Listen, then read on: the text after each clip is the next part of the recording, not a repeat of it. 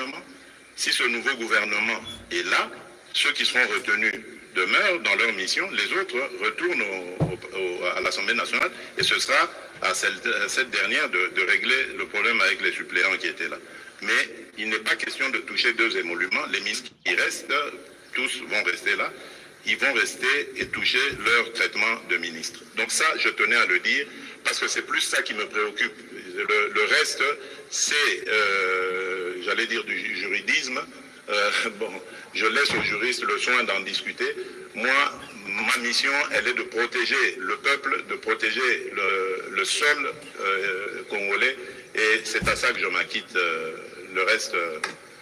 Voilà, on va prendre la question de Patrick Bomboka. Vous parlez de budget, vous parlez d'économie.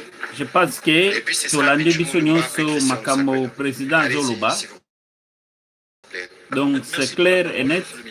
Donc il est tenté de répondre à toutes nos préoccupations. La République démocratique du Congo a pu arracher 7 milliards de dollars qui devraient être investis comme annoncé dans les infrastructures.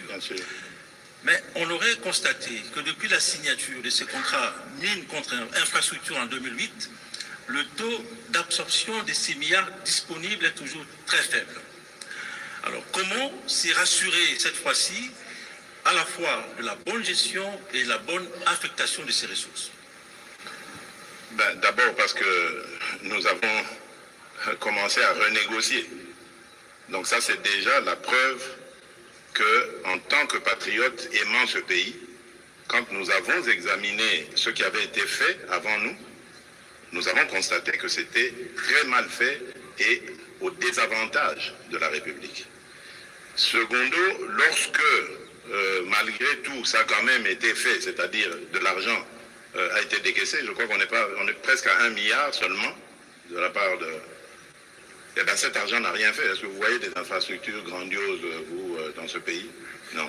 Mais ça a fait la richesse de certaines personnes qui, pour la petite histoire, je vais vite dire ici, sont aujourd'hui dans l'opposition en train de s'organiser, même pour certains, pour déstabiliser la République démocratique du Congo.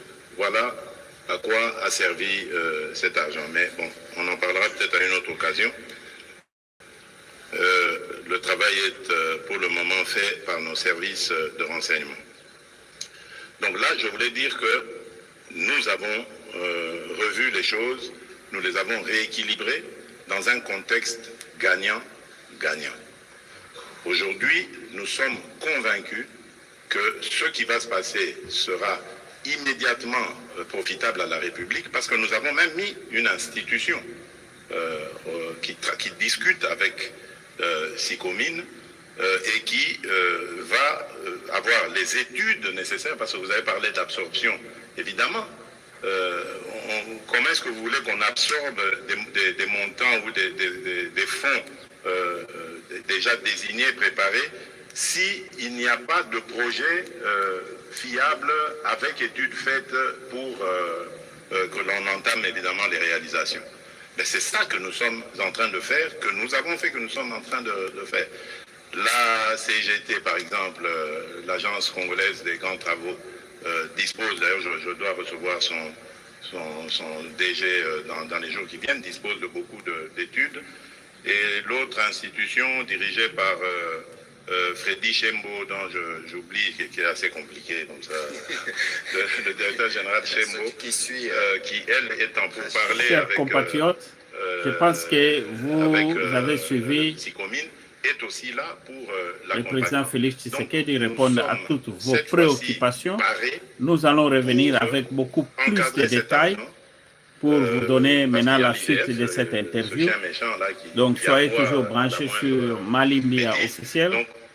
Et tout à l'heure là, on va revenir encore avec notre live. Merci beaucoup. Destiner cet argent à ce pourquoi il a été levé. Donc les réalisations se feront, soyez tranquilles.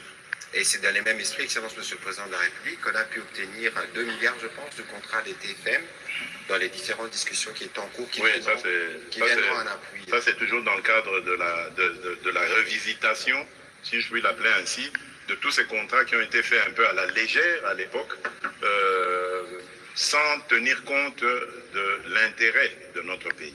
Et là,